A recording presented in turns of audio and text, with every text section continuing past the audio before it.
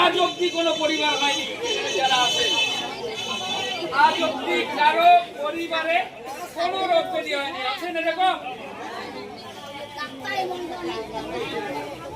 কি পেছনে কাকা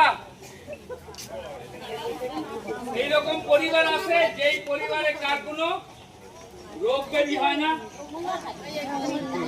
আছে? হয়, একটু কমিয়ে দেবেন। হয়,